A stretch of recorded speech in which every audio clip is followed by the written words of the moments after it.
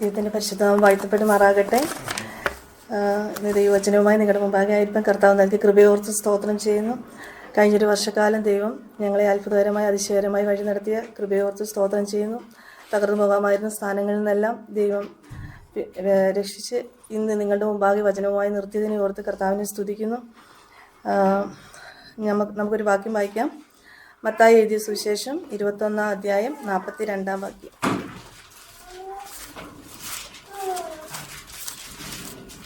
വീട് പണിയുന്നവൻ തള്ളിക്കളഞ്ഞാല് മൂലക്കല്ലായി തീർന്നിരിക്കുന്നു.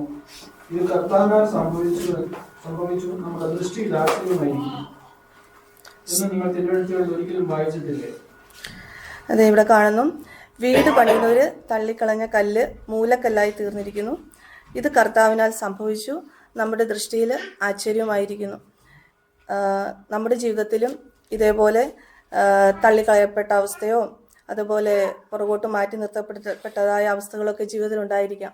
എന്നാൽ ആ അവസ്ഥകളിൽ നിന്നെല്ലാം ദൈവം നമ്മളെ രക്ഷിച്ച് നിലനിർത്തിയിട്ടുണ്ട്. അതുകൊണ്ടാണല്ലോ നമ്മൾ ഇപ്പോഴും നിലനിൽക്കുന്നത്.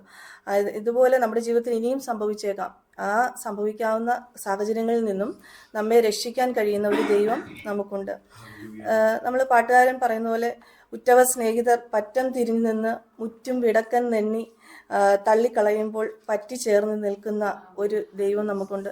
ഒടുവിൽ നമുക്ക് അത് ഏത് സാഹചര്യമായാലും, ജീവിതത്തിൻ്റെ സാഹചര്യമായാലും അത് എവിടെ ആയാലും, അത് ആ ഒരു സാഹചര്യം വരുമ്പോൾ അതിൽ നിന്നെല്ലാം രക്ഷിച്ച് നമ്മൾ കർത്താവിൽ ആശ്രയിച്ച് നിൽക്കുമ്പോൾ നമ്മളോട് ചേർന്ന് നിന്ന് ഒരു അമ്മയെ ആശ്വസിപ്പിക്കുന്നതിലുപരിയായി നമ്മെ ആശ്വസിപ്പിക്കുന്ന ഒരു ദൈവമാണ് നമുക്കുള്ളത്, അല്ലേ? അതുപോലെ അപ്പോസ്തലപ്രവൃത്തി 4-ാം അധ്യായം 11-ാം വാക്യം ഒന്ന് വായിക്കാം.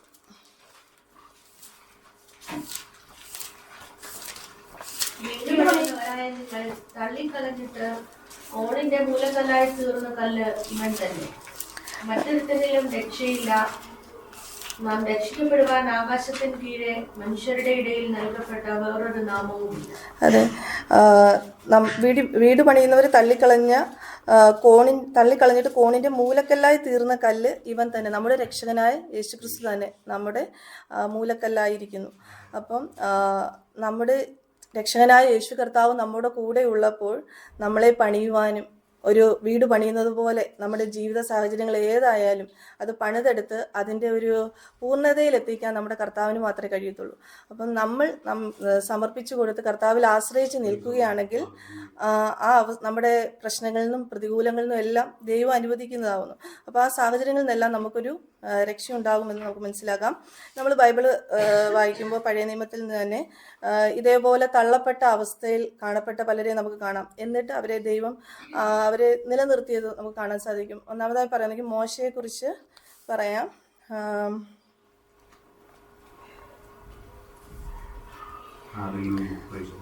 സ്തോത്രം. മോശയെക്കുറിച്ച് പറയുകയാണെങ്കിൽ എല്ലാവർക്കും അറിയാം, മോശ ഇസ്രായേലിൻ്റെ ഒരു നേതാവായിരുന്നു. ഇസ്രായേലിനെ നയിച്ചിരുന്ന ഒരു നേതാവായിട്ട് നമ്മൾ പറയുന്നു. അതുപോലെ ഇദ്ദേഹം ഒരു പ്രവാചകനായിരുന്നു. ഇദ്ദേഹത്തിൻ്റെ ജീവിതകാലം നമ്മൾ പുറപ്പാട് പുസ്തകം പഠിക്കുകയാണെങ്കിൽ ഇദ്ദേഹത്തിൻ്റെ ജീവകാലത്തെക്കുറിച്ച് നമുക്ക് മനസ്സിലാക്കാൻ സാധിക്കും. ലേവി ഗോത്രത്തിൽ ജനിച്ച ആളാണ്. അതിനുശേഷം ഫറവോന്റെ ഉത്തരപ്രകാരം ഇസ്രായേലിലെ ആൺകുട്ടികളെ നശിപ്പിക്കാൻ ശ്രമിച്ചപ്പോൾ തൻ്റെ ജനനത്തിന് മുന്നേ തന്നെ ഇസ്രായേലിലെ ആൺകുട്ടികളെ നശിപ്പിക്കുവാനുള്ള ഒരു പദ്ധതി അവിടുത്തെ രാജാവ് കൊണ്ടുവന്നു. അതിനെ തുടർന്ന് ഇവരും ആ കൂട്ടത്തിൽ മരണപ്പെടാമായിരുന്ന സാഹചര്യമായിരുന്നു. അവൻ്റെ ജനനത്തിന് മുന്നമേ തന്നെ അത് സംഭവിച്ചായി കാണുന്നു. അതിനുശേഷം താൻ ജനിച്ച ശേഷം തൻ്റെ അമ്മ ഒരു കുട്ടയിലാക്കി തന്നെ നദിയിൽ കൂടി ഒഴുക്കി വിടുകയും പിന്നെ ഫറവോന്റെ പുത്രി അതിനെ എടുക്കുന്നതായിട്ടും പിന്നെ കുഞ്ഞ് വളരുന്നതായിട്ട് നമ്മൾ കാണുന്നു. ഇതുപോലെ നമ്മുടെ ജീവിതത്തിലും സാഹചര്യങ്ങൾ ഇതേപോലെ ഉണ്ടാകാം. ഇപ്പോൾ ഒരു എക്സാമ്പിൾ പറയുകയാണെങ്കിൽ, ഒരു പെൺകുഞ്ഞ് ജനിക്കുമ്പോൾ മാതാപിതാക്കൾ അവരെ മറ്റുള്ളവർ നോക്കുകയോ അവരെ ഉപദ്രവിക്കുകയോ അവർക്കൊരു ദോഷവും തട്ടാതെ കൊണ്ട് അവരെ വളർത്തും. പെൺകുഞ്ഞുങ്ങളെ പ്രത്യേകിച്ച് അവരെ ഉള്ള ആക്രമണം ഏൽക്കാതെ അവരങ്ങനെ വളർത്തി ഒരു പ്രത്യാശയോടെ ഒരു കുട്ടയിലാക്കി വിടുന്നത് പോലെ ഭർത്താവിന് കല്യാണം കഴിപ്പിച്ചു വിടും, അല്ലേ? പിന്നെ ലോട്ടറി അടിച്ചതുപോലെ ഫറവോന്റെ പുത്രിയുടെ കയ്യിൽ മോശ എത്തിച്ചേർന്നു. അതുപോലെ അവർ പ്രത്യാശയോടെ ഇങ്ങനെ നോക്കി നിൽക്കും, ഇത് നല്ലതായി വരും എന്നുള്ള ഇതിൽ നോക്കി നിൽക്കും. അതുപോലെ ഇവിടെ ഫറവോന്റെ അവിടെ ചെന്ന് ഈ മോശയുടെ അമ്മ ഇങ്ങനെ കുട്ടയിലാക്കി വിട്ടു. അങ്ങനെ അവൻ എന്ത് ചെയ്തു, ഫറവോന്റെ പുത്രിയുടെ കയ്യിൽ എത്തിച്ചേരുവാനിടയായി. അതിനുശേഷം അതുപോലെ ദൈവം നമ്മുടെ ജീവിതത്തിലായാലും സ്ത്രീകളുടെ ആയാലും ആരായാലും നമ്മുടെ ജീവിതത്തിൽ നമ്മുടെ മാതാപിതാക്കൾ ചെയ്യാനുള്ളത് ചെയ്യും. അത് സ്ത്രീകളുടെ കാര്യത്തിലായാലും നമുക്ക് കുഞ്ഞുങ്ങളെ ഒരു പരിധിവരെ നമുക്ക് സംരക്ഷിക്കാൻ പറ്റത്തുള്ളൂ. പിന്നെ ദൈവത്തിൻ്റെ കയ്യിൽ നമുക്ക് നോക്കി നിൽക്കാനേ കഴിയത്തുള്ളൂ. അപ്പോൾ ദൈവം ഏത് സാഹചര്യത്തിൽ കൂടി ദൈവിക പദ്ധതിയിലുള്ള ഒരു കുഞ്ഞിനെ ഏത് സാഹചര്യമായാലും, അതിപ്പോൾ ഇവിടെ ഇപ്പോൾ ഫറവോൻ കൊല്ലാൻ തീരുമാനിച്ച ആളാണ്. അതിനുശേഷം അവൻ്റെ കൊട്ടാരത്തിൽ തന്നെ ആ കുഞ്ഞ് വളരുവാനിടയായി.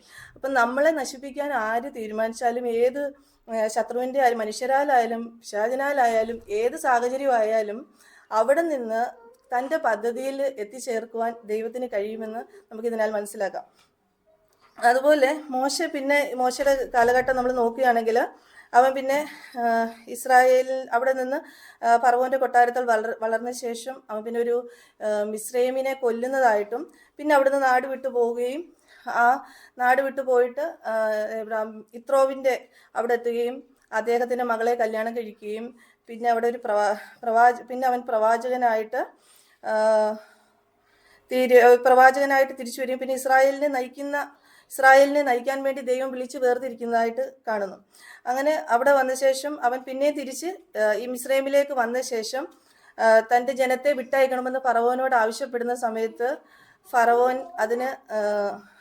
അത് നിരസിക്കുകയും പിന്നെ അവിടെ 10 ബാധകളൊക്കെ വരുത്തി. പിന്നെ അവിടുത്തെ മിസ്രൈമിലെ ആദിജാതന്മാരൊക്കെ മരണപ്പെടുകയും പിന്നെ ഇസ്രായേലിനെ വിടുവിക്കാൻ ഫറവോൻ സമ്മതിക്കുന്നതായിട്ടൊക്കെ നമ്മൾ ബൈബിളിൽ വായിക്കുന്നുണ്ട്. പിന്നെ അതിനുശേഷം ഈ മോശയിൽ കൂടി ജനനത്തിന് മുന്നേ മരണപ്പെടാമായിരുന്ന ഈ മോശയിൽ കൂടി തന്നെ അവിടെ ആ ഇസ്രായേലിനെ രക്ഷിക്കാൻ വേണ്ടി ദൈവം അവനെ തിരഞ്ഞെടുക്കുകയും അത് മാത്രമല്ല പിന്നെ ദൈവത്തിൻ്റെ ചെങ്കടലിനെ 2ആയി വേർതിരിച്ച് ഒരു അത്ഭുത പ്രവൃത്തിയിൽ കൂടെ അവനെ എന്ത് ചെയ്തു, മിസ്രൈമിൽ നിന്ന് രക്ഷിച്ച് ആ ജനത്തെ കൊണ്ടുപോകാൻ അവൻ്റെ ദൈവം സഹായിക്കുന്നു. ദൈവം അവനോട് കൂടിയിരിക്കുന്നതായിട്ട് കാണുന്നു. അതുപോലെ ഈ മോശയിൽ കൂടി ദൈവം 10 കൽപ്പനകൾ കൊടുക്കുന്നതായിട്ട് കാണുന്നു. പിന്നെ അതിനുശേഷം വാഗ്ദത്ത ദേശത്തിലേക്ക് തൻ്റെ ജനത്തെ നയിക്കുന്ന ഒരാളായിട്ട് മോശെ ഇവിടെ നമുക്ക് കാണാൻ സാധിക്കും. അതുപോലെ ഇപ്പം മോശയുടെ കാര്യം പറഞ്ഞതുപോലെ നമുക്ക് യോസഫിൻ്റെ കാര്യം നോക്കാം. യോസഫ് എന്ന് പറയുമ്പം ഉൽപ്പത്തി പുസ്തകത്തിൽ പഠിക്കുമ്പോൾ യോസഫ് പഴയ നിയമത്തിലെ ഏറ്റവും പ്രധാനപ്പെട്ട വ്യക്തികളിൽ ഒരാളായിരുന്നു. യാക്കോബിൻ്റെ റാഹേലിൻ്റെ മകനായിരുന്നു. അവൻ്റെ കുഞ്ഞായിരുന്നപ്പോൾ തന്നെ മാതാവ് മരണപ്പെട്ടു. അതിനുശേഷം തൻ്റെ സഹോദരന്മാരുടെ കൂടെ അവൻ സന്തോഷത്തോടെ ജീവിക്കുന്ന തൻ്റെ അപ്പൻ്റെ പ്രിയ മകനായിരുന്നു. എന്നാൽ തൻ്റെ സഹോദരന്മാർ അവന് വളരെയധികം വേദന അനുഭവിക്കേണ്ടി വരുന്നു. അവനും ദൈവത്തിൻ്റെ പദ്ധതിയിൽപ്പെട്ട ഒരു ദൈവ പൈതലായിരുന്നതിനാൽ ദൈവം അവനെ ആ പ്രതിസന്ധിക്കുള്ള സഹോദരന്മാരാൽ വിൽക്കപ്പെടുക, ഒരു അടിമയെ പോലെ വിൽക്കപ്പെടുക. എന്നിട്ടും അവിടെ വിൽക്കപ്പെട്ട ശേഷം അവൻ എന്ത് ചെയ്തു, അവിടെ പോത്തിഫറിൻ്റെ വീട്ടിൽ ചെല്ലുക, അവിടെ അടിമയായി കഴിയുക. എന്നിട്ടും അവിടെ ദൈവം അവനെ ഉയർത്തി ആ വീടിന് അധികാരിയാക്കിയൊക്കെ വെക്കുകയും പിന്നെ അവിടുന്ന് പോത്തിഫറിൻ്റെ ഭാര്യയിനാൽ പിന്നെ പ്രശ്നം നേരിട്ട് പിന്നെ കാരാഗ്രഹത്തിലായിട്ട് പിന്നീട് അവനെ ദൈവം അവിടുന്ന് രക്ഷിച്ച് മന്ത്രിയാക്കുന്നതായിട്ടാണ് നാം കാണുന്നത്. അപ്പം ഈ സാഹചര്യത്തിൽ കൂടി പോയിട്ട് പിന്നീട് ഈ സഹോദരന്മാർ തന്നെ വന്ന് ഇവൻ്റെ കയ്യിൽ നിന്ന് ക്ഷാമം വരുമ്പോൾ ധാന്യങ്ങൾ വാങ്ങുകയും പിന്നെ അവൻ അതെല്ലാം ക്ഷമിച്ച് അവരോടൊപ്പം സന്തോഷത്തോടെ പോകുന്നത് കാണുന്നു. അതുപോലെ നമ്മുടെ ജീവിതത്തിലും പ്രതിസന്ധികളും പ്രശ്നങ്ങളും ചിലപ്പോൾ നമ്മുടെ സഹോദരങ്ങളായിരിക്കാം, മാതാപിതാക്കളായിരിക്കാം, അല്ലെങ്കിൽ നമുക്ക് ഏറ്റവും വേണ്ടപ്പെട്ടവരായിരിക്കാം. ഏത് പ്രശ്നമായാലും നമ്മൾ ദൈവത്തിൻ്റെ പദ്ധതിയിൽപ്പെട്ടവരാണ് ഓരോരുത്തരും. അപ്പോൾ ആ ദൈവം നമ്മളിൽ ആഗ്രഹിക്കുന്ന ഒന്നുണ്ട്. അത് എവിടെ കൊണ്ട് നമ്മളെ ഇട്ടാലും അവിടെ നിന്ന് നമ്മളെ വലിച്ചെടുത്ത് ദൈവം നമ്മളെ രക്ഷിക്കുവാൻ ഇടയാകും. അപ്പം നമ്മുടെ പ്രശ്നങ്ങളിലും പ്രതികൂലങ്ങളിലും നാം പതറാതെ യഹോവയിൽ ആശ്രയിക്കുകയും യഹോവ തന്നെ ആശ്രയമായിരിക്കുകയും ചെയ്യുന്ന മനുഷ്യൻ ഭാഗ്യവാൻ എന്ന് വചനത്തിൽ പറയുന്നത് പോലെ നാം യഹോവയിൽ ആശ്രയിക്കുകയും നമ്മൾ ദൈവത്തോട് പറ്റിച്ചേർന്ന് നിൽക്കുകയും ചെയ്യുകയാണെങ്കിൽ ദൈവം നമ്മെ രക്ഷിക്കുവാൻ ഇടയാകും. നമുക്ക് എഫേസ്യർ എഴുതിയ പുസ്തകത്തിൽ 6-ാം അധ്യായം 14 മുതൽ 10 വരെയുള്ള വാക്യങ്ങളൊന്ന് വായിക്കാം.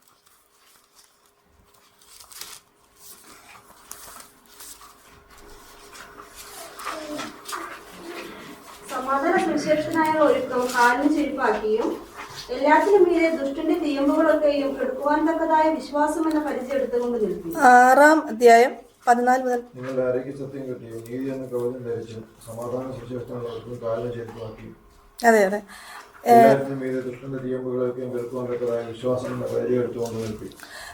നാം അതുപോലെ നാം ദൈവത്തിൽ ആശ്രയിച്ച് നിൽക്കുകയും വേണം. അതുപോലെ സത്യം എപ്പോഴും നമ്മൾ സത്യം അരയ്ക്ക് കെട്ടിയിരിക്കണം, നീതി എന്ന കവചം ധരിച്ചിരിക്കണം. അതുപോലെ സമാധാന സുവിശേഷത്തിനായുള്ള ഒരുക്കം നമുക്ക് എപ്പോഴും ഉണ്ടായിരിക്കണം. അതുപോലെ ദുഷ്ടന്റെ തീയമ്പുകളെയൊക്കെയും കെടുക്കുവാൻ തക്കതായ ഏത് പ്രതിസന്ധി വന്നാലും ആ വിശ്വാസം, നമ്മുടെ കർത്താവിലുള്ള വിശ്വാസം എപ്പോഴും ഉണ്ടായിരിക്കേണ്ടതും ആവശ്യമാണ്. 1 പത്രോസ് എഴുതിയ ലേഖനം 2:9 വാക്യം ഒന്ന് വായിക്കാം.